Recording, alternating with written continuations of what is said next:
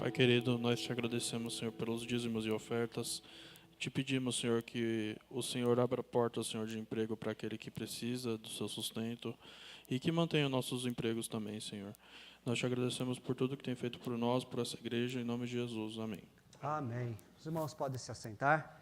Nós vamos abrir nossas Bíblias nesse momento na primeira carta de Paulo a Timóteo. E faremos a leitura do capítulo 3, do versículo 8 até o versículo 10. Primeira carta de Paulo a Timóteo, 3, de 8 a 10.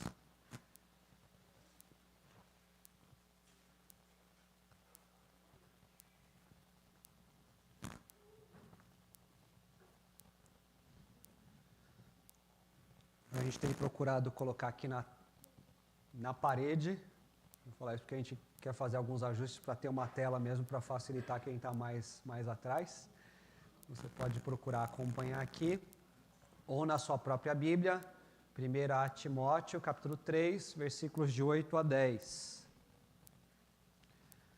E após a nossa leitura, se você puder manter sua Bíblia aberta também.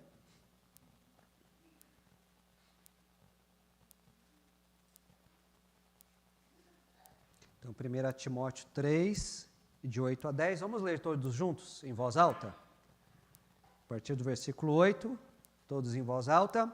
Semelhantemente, quanto a diáconos, é necessário que sejam respeitáveis, de uma só palavra, não inclinados a muito vinho, não cobiçosos de sórdida ganância, conservando o mistério da fé com a consciência limpa. Também sejam estes primeiramente experimentados e, se mostrarem irrepreensíveis, exerçam o diaconato. Nós temos aqui algumas palavras que Paulo escreveu para Timóteo sobre os diáconos. Então, ainda nessa menção ao dia do diácono, nós vamos prestar atenção a essas orientações aqui, pensando também de forma especial o papel do diácono, mas o serviço de cada um de nós. O trabalho do diácono surgiu pela primeira vez na igreja, quando a igreja cresceu bastante, e cresceu de uma hora para outra praticamente, e aí era necessário que tivesse uma assistência material de alimentos mesmo, mas a liderança da igreja, os apóstolos, eles não davam conta disso. Talvez alguém possa falar assim, olha, faltou atenção, era algum tipo de discriminação, eles poderiam ter feito assim ou dessa outra maneira, mas imagina isso. Nossa igreja aqui, de membros, a gente tem ali cerca dos 80 pessoas. A igreja de Jesus Cristo, quando Jesus Cristo voltou aos céus, tinha 120 pessoas. Então, um pouco mais do que a gente aqui. E aí, o Espírito Santo foi enviado, Pedro sai, quase que literalmente, à praça pública para pregar o evangelho. Naquela pregação, 3.000 pessoas se convertem. E passa mais alguns dias, já ali no templo, ele vai pregar de novo, e o número de convertidos chega a 5.000. Então imagina uma situação como a nossa aqui, a gente aqui reunido, toda a igreja reunida, né? Numa pregação, 3.000 pessoas. Uma semana depois, mais 2.000. Será que a gente conseguiria administrar facilmente todas as demandas do dia para a noite? Ainda na quinta-feira, conversando com o diácono Edilson, a gente estava falando exatamente sobre isso. Imagina 5.000 pessoas de uma semana para outra nesse espaço. Não tem nem onde sentar. Então, era um desafio muito grande. Mas a importância da oração e da pregação da palavra é tão grande que os apóstolos, eles acharam ali uma maneira de não deixar essa importância de lado, mas também não deixar ninguém com fome. Então foram escolhidos 7 homens, que era um número razoável, né, conveniente ali, para ajudar as viúvas pobres que precisavam de alimento. Então a gente passou a ter ali naquele momento tanto a importância da oração e da palavra preservadas, mas essa assistência material, prática também cuidado ali pelos diáconos. Aqui, quando Paulo vai escrever para Timóteo, a gente tem já uma situação um pouco diferente, porque se você olha ali no versículo 1, num primeiro momento, Paulo está dando recomendações para como Timóteo, que era um jovem pastor na região de Éfeso, deveria capacitar pessoas para serem presbíteros. Eram aquelas pessoas que iam exercer a função de ensino, de discipulado, de aconselhamento na igreja.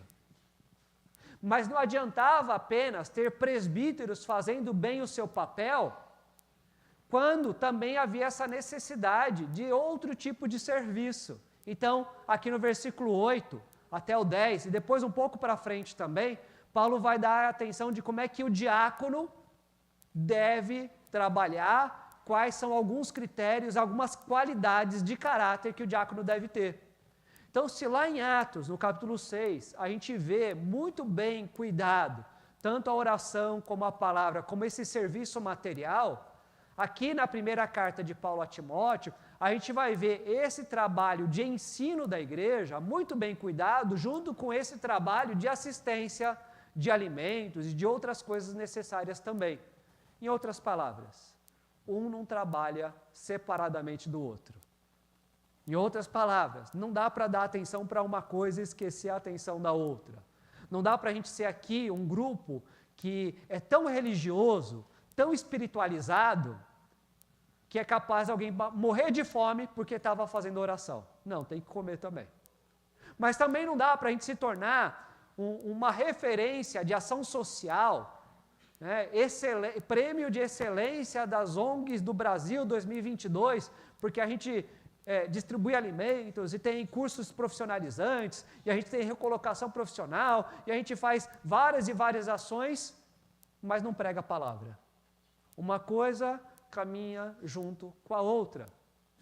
E aí, olhando para a gente, e até como igreja local mesmo, até como nós acabamos de falar e de orar, se os diáconos da nossa igreja têm um trabalho para ser executado, isso não quer dizer que nós, que não somos diáconos, não precisamos servir. Servir é para toda a igreja. Veja como é que isso acontece. Cada um de nós tem a responsabilidade, mesmo um privilégio tão grande, de estudar a palavra do Senhor. Eu tenho a responsabilidade de pregá-la nessa manhã. Mas isso não tira o seu papel de estudar a Bíblia. Todos nós temos a responsabilidade de servir ao Senhor da igreja. Os diáconos estão aqui para fazer isso, mas isso não tira a nossa responsabilidade, o trabalho que a gente pode realizar. E aí, então, esse texto que nós lemos aqui, versículos 8 a 10 da primeira carta de Timóteo, no capítulo 3, trazem orientações muito específicas para os diáconos, mas também são orientações que eu devo dar atenção e você também.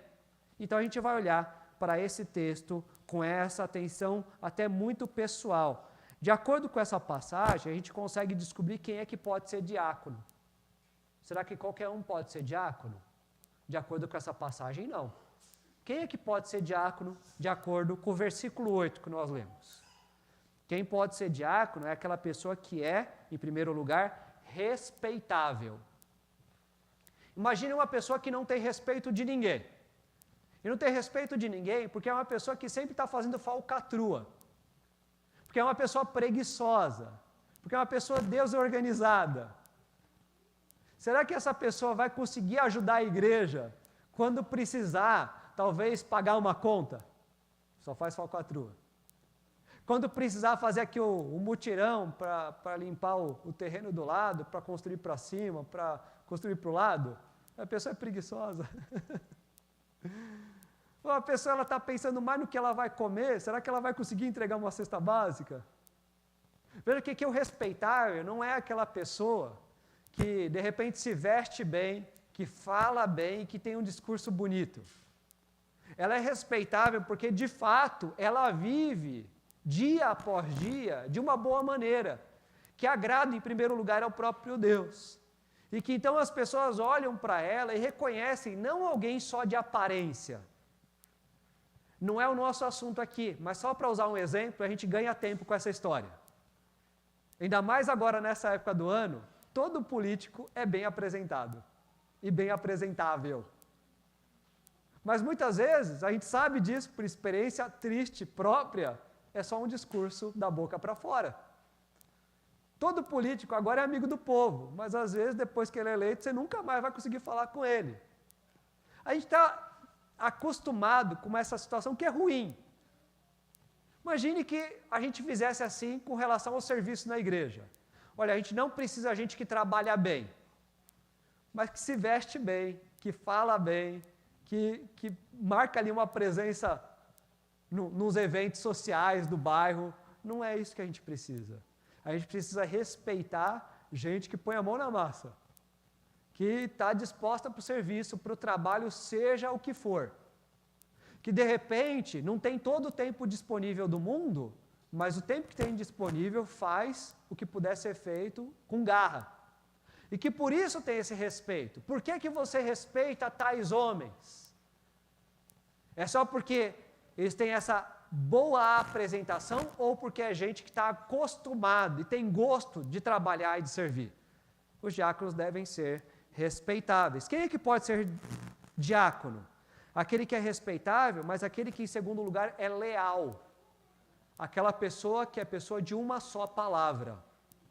Qual que é a ideia aqui? Aquilo que aquele diácono falar, você pode acreditar. Pode confiar que é verdade. Não é gente que fica jogando com as verdades, com as palavras, com as informações.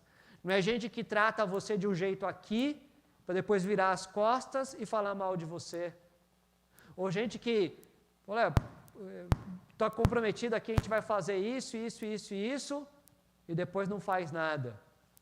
É gente que é leal, tanto na sua palavra, mas na sua atitude, no seu compromisso. Gente que é leal com a igreja, mas que é leal com a família. E que é leal no trabalho também. Que é leal no ambiente de estudos. Que é leal com o vizinho. Que tem até essa disposição, de novo, desse serviço humilde.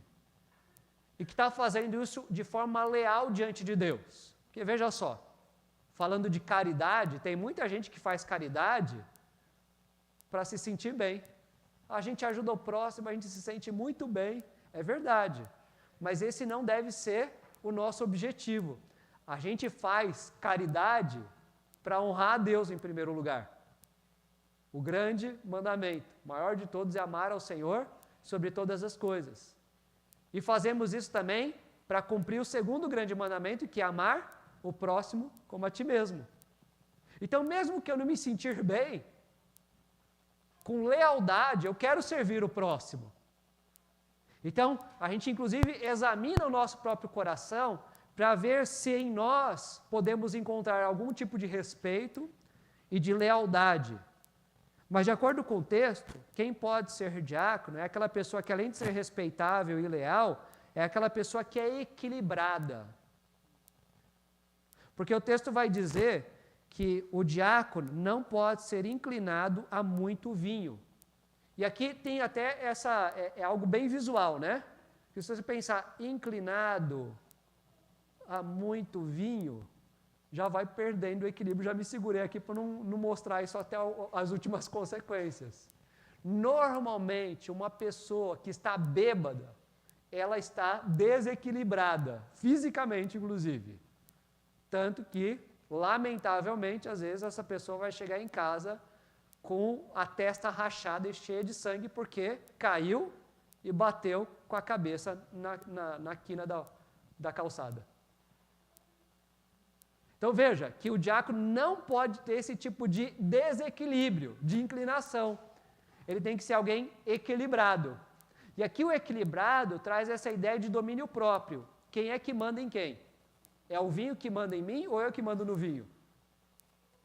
Então, aqui, embora exista essa referência muito clara e muito direta à questão da bebedice, não é a única questão.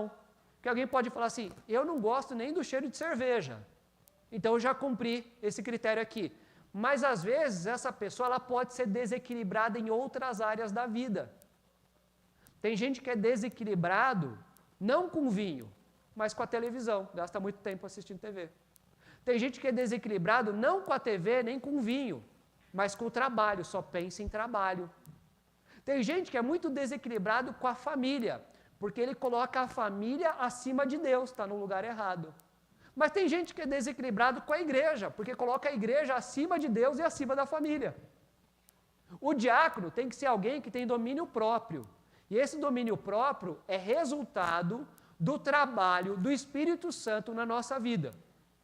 Ou se fosse para usar as palavras de Paulo lá aos Gálatas, é o fruto do Espírito. Amor, alegria e paz, longanimidade, benignidade, bondade, fidelidade, mansidão e domínio próprio.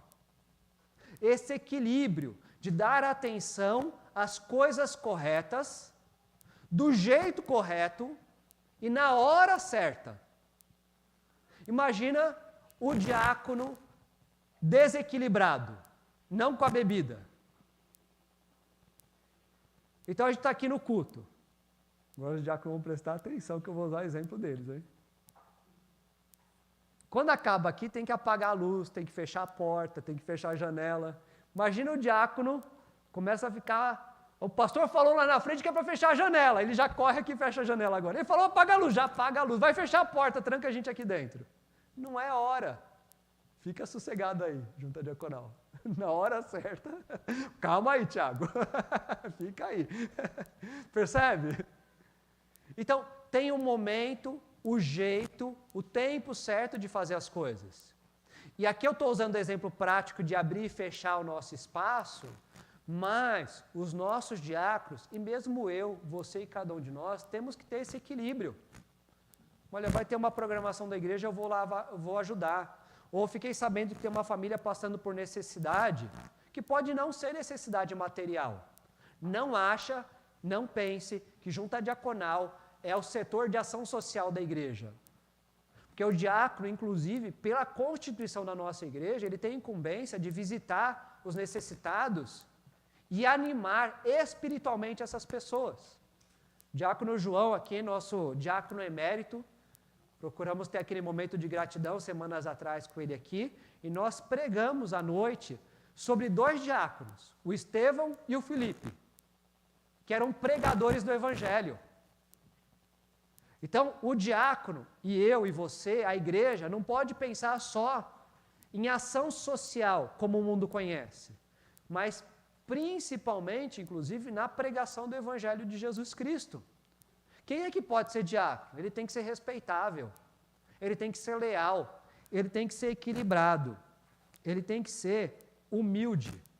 Porque ainda no versículo 8, lá no finzinho, a gente vai ver que o diácono não pode ser cobiçoso de sórdida ganância. Aqui Paulo ele está usando assim um peso muito grande na expressão, porque ser cobiçoso já é algo pesado. Mas se essa pessoa tem cobiça, e além de ter cobiça, é uma pessoa sórdida, ficou pesado. E se além de ser cobiçoso, de forma sórdida, ele tem ganância, são 3 palavras para mostrar uma mesma coisa ruim. Cobiçoso de sórdida ganância. Então imagine o diácono ganancioso. Ele deixa de vir aqui porque ele pode ganhar dinheiro lá fora. Deixa a gente na mão. Ou ele deixa talvez de fazer uma coisa aqui, uma coisa ali, porque vai gastar água. E gastar água a conta vem mais alta. A conta vem mais alta e sobra menos dinheiro para a igreja. Ele está sendo ganancioso para a igreja, mas está errado. Que era melhor estar limpinho, arrumadinho. Ele é ganancioso. E, infelizmente, tem situações que já aconteceram em outras igrejas, que o diácono acabou o culto e foi contar o dízimo, que é a responsabilidade deles. E parte do dízimo ficou no bolso do diácono, porque é ganancioso. Então, não é que as pessoas da igreja que são gananciosas não podem ser diáconos. É que a gente não pode ser ganancioso. Ninguém pode. Então, isso tem a ver com humildade de qual maneira? Deus me deu isso. É suficiente para eu viver bem a vida. A humildade do contentamento. Contentamento é uma palavra que eu acho muito especial. Que O significado da palavra contentamento é estar contente com o que tem. Contentamento, contente com o que tem. A própria palavra já traz essa alegria, essa gratidão de que Deus deu o que você tem em mãos e é suficiente. É claro, amanhã deu para consertar, deu para melhorar, deu para trocar, não tem problema. Mas não como uma ganância. Aqui, olhando assim, sem querer discriminar ninguém, valorizar ninguém, mas eu acho que a gente aqui, na maioria, em matéria de celular, a gente é mais Android do que iPhone. Já deu uma humilhada aí na história, né? O camarada, ele tem o iPhone tal. Aí entra no outro ano o outro iPhone, né? Eu não sei se está no 12, no 13, no 14. É tão bom quanto, mas ele tem que trocar. Por quê? Dá para trocar? Não tem problema nenhum, tá? Não tem problema nenhum. Mas se eu só quero trocar para ter o novo, isso é ser ganancioso. E isso não faz bem para o meu coração nem para o seu. E para ser diácono, menos ainda. Estou usando um exemplo bobo de uma coisa supérflua. O celular mesmo, uma coisa supérflua. Eu tenho aqui a ousadia de dizer que o celular é uma coisa supérflua. Ele é muito mais desnecessário do que as suas mãos, os seus pés, seus olhos, seus ouvidos. Não sei se você já tinha percebido isso. Hoje em dia as coisas estão bem invertidas, mas é algo que a gente pode abrir mão facilmente. E eu estou falando aqui de um bem material ou de um valor financeiro, mas veja que tem pessoas que são gananciosas de outra maneira. Pessoas que sempre querem estar em destaque. Sempre precisam ser elogiadas, sempre precisam ser as melhores, sempre precisam ter ali um novo certificado, diploma. Nós não precisamos disso. Nós devemos servir a Deus. Nós devemos servir a igreja do Senhor Jesus Cristo. E para isso, cada um de nós deve ser dia a dia cada vez mais respeitável, mais leal, mais equilibrado e mais humilde. Então não é só a questão de a gente olhar para os nossos diáconos, deixa eu fazer uma avaliação aqui, diácono Wilson. Ele é respeitável, acho que eu vou dar a nota 9,5. Não é isso. Nós não devemos olhar para uma passagem bíblica como essa para classificar, dar nota, aprovar ou desaprovar os nossos diáconos. Mas, inclusive, podemos olhar o texto para pedir, Deus, dia a dia, faça dos nossos diáconos pessoas respeitáveis e leais, equilibradas e humildes. E já que eu estou pedindo isso, ó Senhor Deus, para os nossos diáconos, eu quero aproveitar para pedir isso para os nossos presbíteros também. E não só para os presbíteros, mas para o pastor também. E não só para o pastor, mas para a esposa do pastor. E já que estou falando da esposa do pastor, eu peço isso para a SAF da igreja. E nem de pedir para a SAF, deixa eu pedir para os jovens. Mas eu quero pedir isso também para mim. Ou se quiser inverter a ordem, musicalmente, a começar em mim, quebra corações. Oh, Deus. Eu quero ser respeitável e leal, equilibrado e humilde. Mas se essas são qualidades para que alguém se torne um diácono e sirva a Deus, será que é só isso que a gente deve prestar atenção? Não é só quem pode ser diácono, mas também qual é uma das maiores prioridades do diácono. Qual que é a maior ou alguma das maiores prioridades do diácono? Será que é abrir a porta? Será que é arrumar o templo? Será que é montar a cesta de alimentos? Será que é visitar os pobres? De acordo com o nosso texto, uma das maiores prioridades dos diáconos, e que nós vemos ali no versículo 9, é conservar o mistério da fé com a consciência limpa. Uma das maiores prioridades dos diáconos é um trabalho de conservação. O que deve ser conservado? O mistério da fé. O que é o mistério da fé? Conservar o mistério da fé é crer verdadeiramente nas verdades bíblicas, na palavra de Deus, em Jesus Cristo. E fazer isso hoje e amanhã e depois de amanhã, porque isso vai ser conservado. Não é se um dia eu criei, mas é que hoje eu continuo crendo. Também com tristeza, nós conhecemos pessoas que foram alcançadas pelo Evangelho e viveram um tempo de grande ânimo e fervor no Senhor Jesus Cristo. E talvez algumas dessas pessoas tenham trabalhado muito na igreja, até que elas se cansaram, até que elas se decepcionaram, até que elas ficaram decepcionadas ou tristes com alguma coisa que aconteceu ou deixou de acontecer.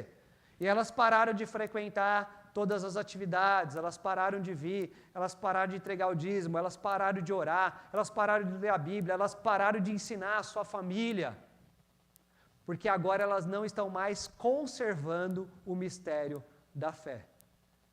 Mas para aqueles que querem servir a Deus, não apenas para os nossos diáconos, uma das maiores prioridades é continuar, é perseverar nisso. Eu creio em Deus, ontem, hoje e amanhã.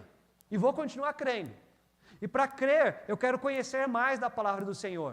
Eu quero conhecer mais da vontade de Deus. Eu quero ter mais e mais intimidade.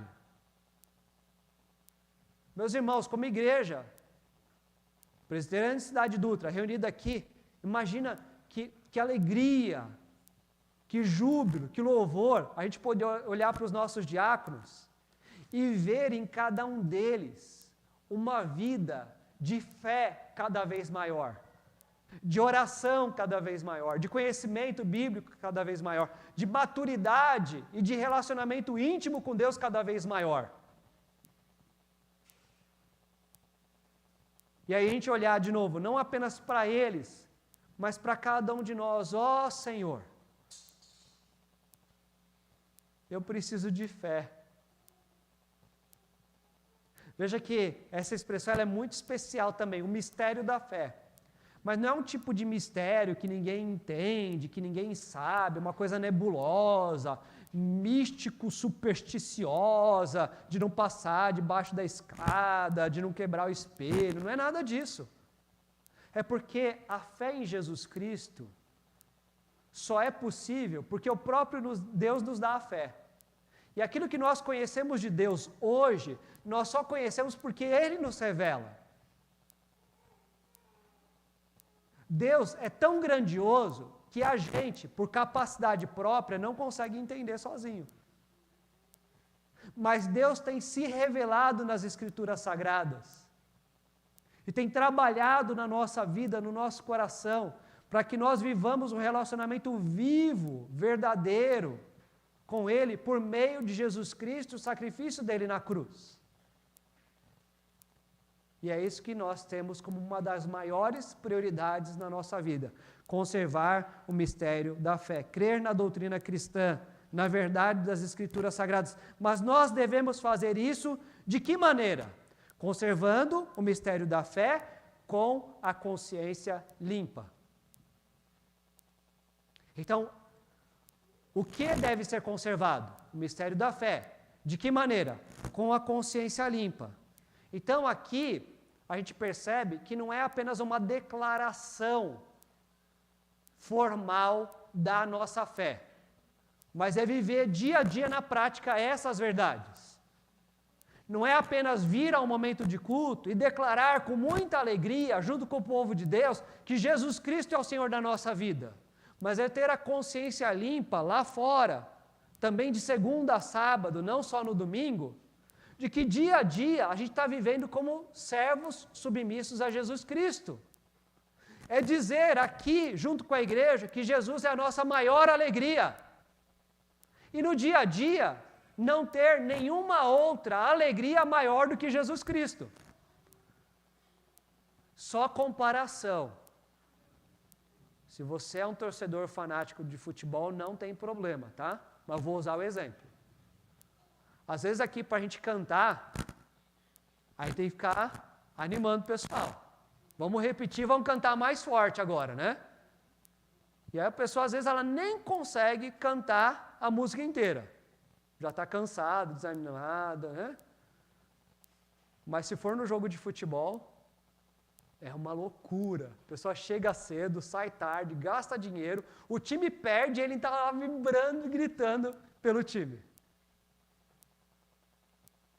Será que a alegria de uma torcida deve ser maior do que a alegria do povo de Deus, vivendo dia após dia as bênçãos do Senhor Jesus Cristo? Nós devemos ter a consciência limpa, de viver de forma correta, de forma obediente, de forma temente a Deus, de forma santa. E se cometermos algum pecado, nós confessamos, Ele nos perdoa e somos mudados e transformados por Jesus Cristo. Não é que somos perfeitos. Vê que aqui não é conservando o mistério da fé da forma perfeita, mas é sempre limpando a consciência. Sempre que cometer algum erro, pede perdão a Deus. E que Ele restaure em nós a alegria de vivermos como servos dEle, de sermos conduzidos por cada um daqueles momentos que a gente planejou, que a gente programou, que a gente esperava, de acordo com a vontade de Deus. E de percebermos que algumas coisas vão acontecer de forma diferente do que a gente queria, mas como a gente está seguindo por aquilo que é o caminho e a vontade do Senhor, nós temos não apenas a consciência limpa, mas muita alegria em louvar e bendizer ao Senhor dia a dia. É a ação prática de obedecer ao Senhor. Nós conservamos na nossa declaração de fé o nosso temor diante do Senhor, mas nós também conservamos isso de maneira limpa, porque dia a dia praticamos os mandamentos do Senhor.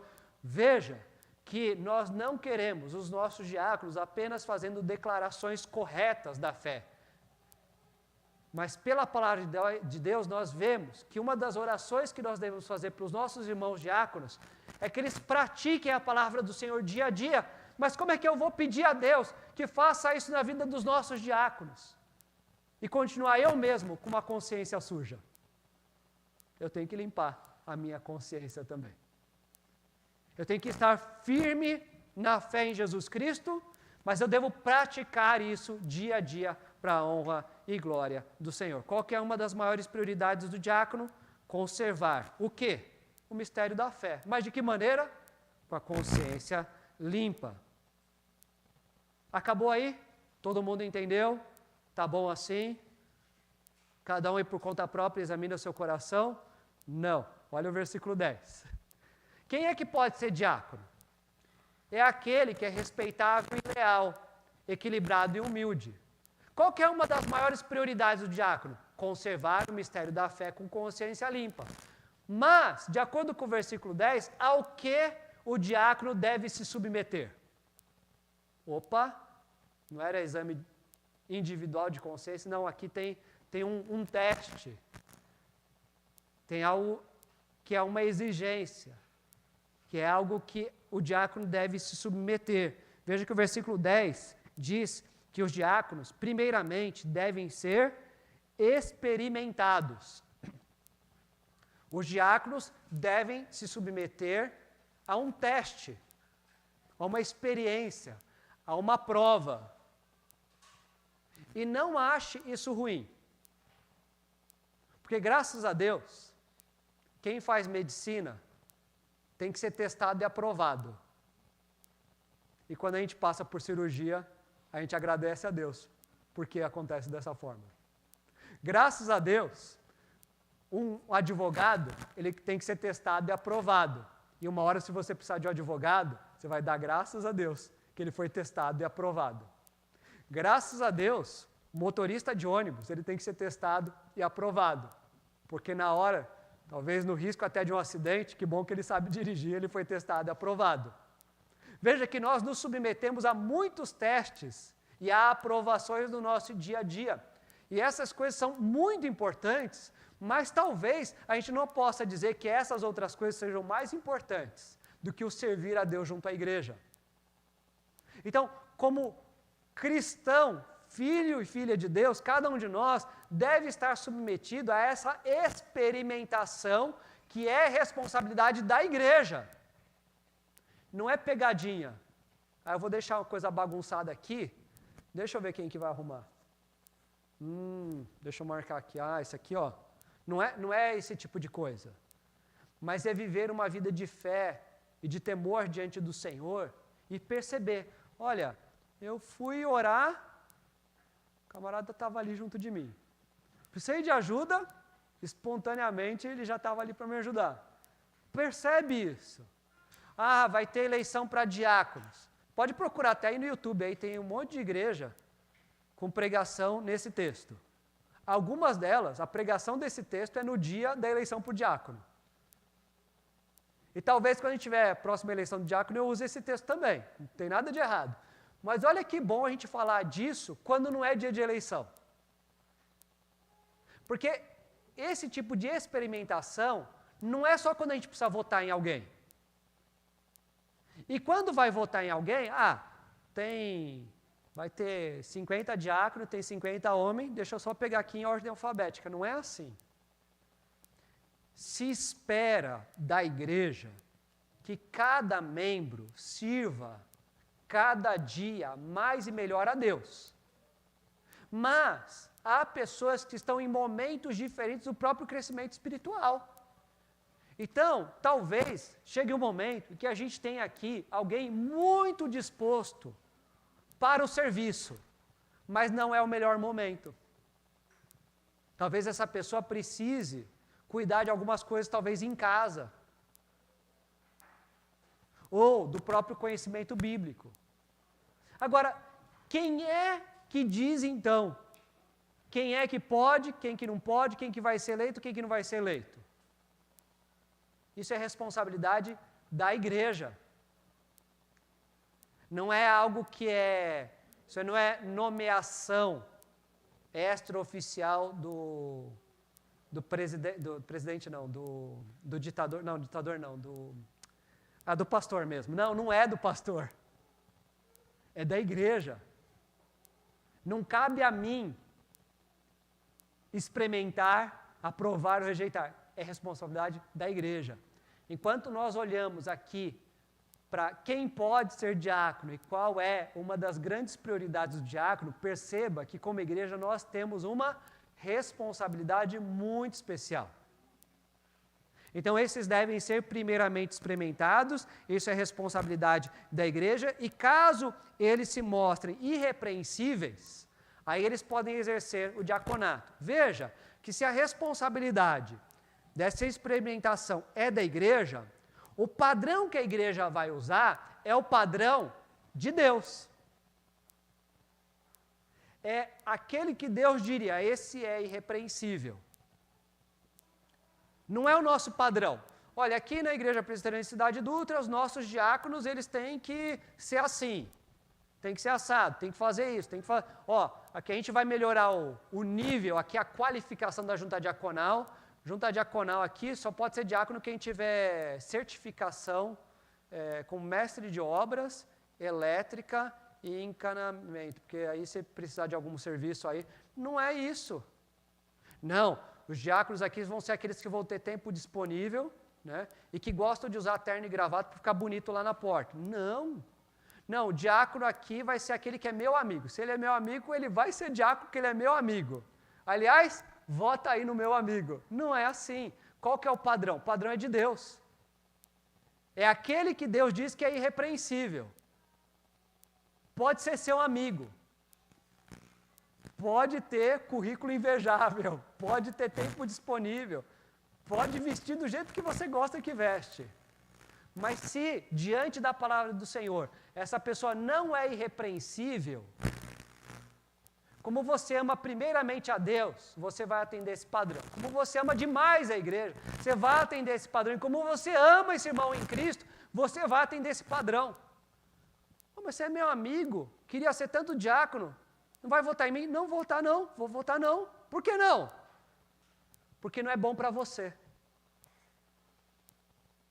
Percebe isso? É responsabilidade da igreja, mas quem estabelece o padrão não é a igreja, é a palavra de Deus. A igreja se submete à própria palavra do Senhor.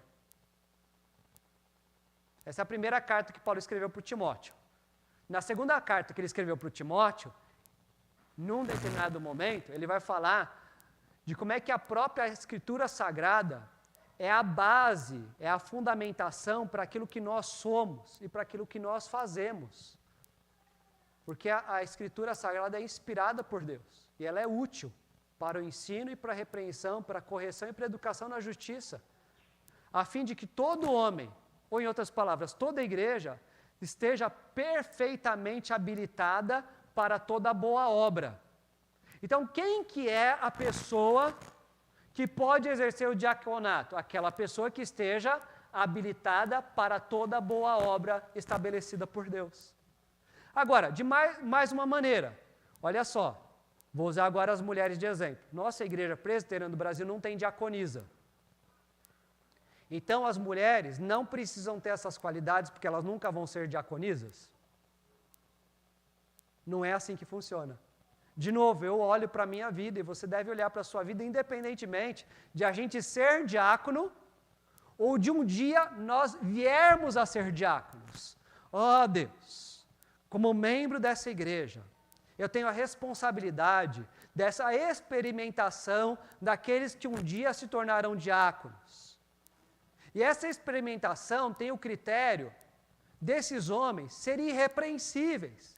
Mas como eu vou exercer essa minha responsabilidade sem que eu mesmo seja alguém irrepreensível diante do Senhor? Então essa é uma passagem estabelecida por Deus nas Escrituras Sagradas, para que como igreja nós saibamos cuidar bem do exercício diaconal da igreja. Tanto de olharmos para aqueles que são ou virão a ser diáconos, mas também na direção de cada um de nós servirmos a Deus, mas não apenas olhando para o outro e aquilo que a gente vai exigir do outro, mas olhando primeiramente para o nosso próprio coração e aprendermos como é que nós podemos e devemos servir a Deus. Isso é bênção do próprio Senhor Jesus Cristo. O Senhor Jesus Cristo, Deus eterno, se fez homem e se humilhou, viveu entre nós como um servo sofredor. Essa é uma das expressões que são usadas para Jesus Cristo. Jesus Cristo, o servo sofredor. Ele sofreu no nosso lugar para que nós pudéssemos ser libertados. Veja o serviço que Jesus Cristo ofereceu à humanidade. Ele morreu de forma vergonhosa numa cruz para de graça nos dar uma nova vida. E se você está num momento como esse, ouvindo algo a respeito do grande privilégio de servir a igreja, avalie primeiro se você já foi alcançado por esse que é o servo sofredor. Porque aqui nós não estamos pregando uma mensagem que todo mundo deve arregaçar as mangas e trabalhar bastante. Mas estamos anunciando, primeiro e fundamentalmente, a nossa necessidade de sermos convertidos e transformados por Jesus Cristo. Ele veio até nós para nos dar perdão, nova vida e liberdade. Você precisa de um relacionamento com Ele. Se você ainda não tem, veja que grande dádiva Ele te oferece nessa manhã. Ele quer te dar nova vida, paz e perdão, comunhão e vida eterna com Deus. Jesus, o servo sofredor, que transforma a sua vida. E se você já foi alcançado por Jesus Cristo, louvado seja Deus, você já tem uma vida de comunhão com Ele. Lembre que Jesus não é apenas o servo sofredor, mas é também o Senhor. E é o Senhor porque Ele manda, porque Ele é autoridade. É a Ele que nós nos submetemos. Há palavras muito bonitas usadas no meio da igreja, até por respeito e por honra, mas às vezes nós esquecemos do real significado dessas palavras. Muitas vezes o pastor é chamado de forma muito respeitosa e reverente de o ministro do Evangelho. Mas o que é a palavra ministro? É servo. E servo, na ideia de escravo, não associa ministro com essa impressão distorcida e muitas vezes maldita da política, de que ministro é aquele que manda e que desmanda, que tem dinheiro e faz o que quiser com o povo. Pensa ministro como a Bíblia pensa, é o escravo. E não apenas o pastor, o diácono, o presbítero, mas cada membro da igreja deve servir ao Senhor. Se o Senhor Jesus Cristo não veio para servir, mas para ser servido, o que dizer de nós? Tenha disposição de servir ao Senhor na obra da igreja, proclamando o Santo Evangelho pelo mundo afora, vivendo uma vida digna, fazendo com suas mãos aquilo que é possível de ser feito para a honra e glória e louvor do Senhor. Sirva, avalie sua vida numa manhã de domingo como essa. Será que eu estou servindo a Deus, submetido a Ele como Senhor da minha vida, como eu gostaria? Nós falamos na escola bíblica sobre oração. Como é que nós nos colocamos diante dele quando nós oramos? Às vezes parece que nós nos colocamos diante de Deus como se fosse no balcão de pedidos. Pois não, bom dia, o que vai querer hoje? 3 de carne, 4 de frango, 5 de queijo, e o pessoal ficou com fome, então 2 refrigerantes de 2 litros também. Não é assim com Deus. Nós temos que ter consciência que quando nós oramos, nós devemos estar submetidos àquele que manda, àquele que é autoridade, Ele é o Senhor. Senhor, como servo imperfeito, eu compareço diante de Ti, para que o Senhor faça da minha vida aquilo que o Senhor quiser, de forma que o Seu nome seja honrado e glorificado. Como você tem servido a Deus? Lembre-se que Jesus não é apenas o servo sofredor, o Senhor, Ele também é o cabeça, e é o cabeça da igreja. E na igreja Ele estabeleceu diáconos. Como nós vamos apoiar os nossos diáconos? Ah, mas a igreja podia ser diferente, né? Podia ser a junta diaconal também, podia fazer... Olha, o cabeça da igreja é Jesus Cristo, é assim que Ele estabeleceu a igreja. Nós vamos viver bem como igreja quando, entre outras coisas, na medida do possível, nós aprendemos a apoiar aqueles que Deus colocou junto à igreja para servirem primeiramente a Ele. Como é que eu vou apoiar?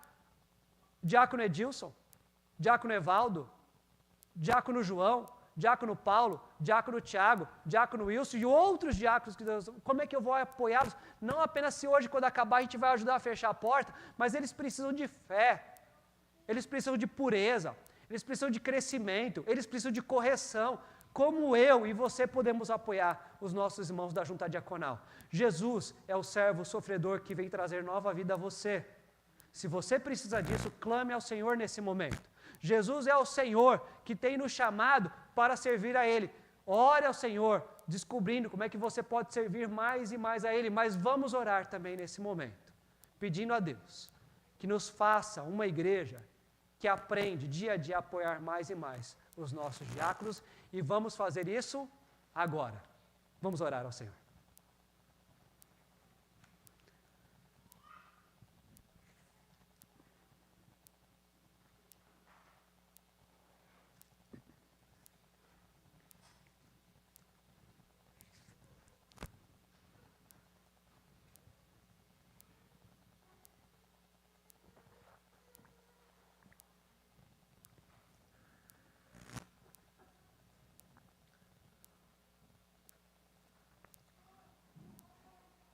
Ó nosso Deus e Pai, nós louvamos e bendizemos o Teu santo e majestoso nome e fazemos isso em nome de Jesus Cristo. Nome de Jesus Cristo, que nos traz alegria, paz, bênção sem medida, mas que se fez servo e se fez servo para nos salvar. E como igreja aqui reunida nessa manhã, Deus, nós clamamos ao Senhor que o Senhor traga um novo coração e nova vida àqueles que ainda não te conhecem.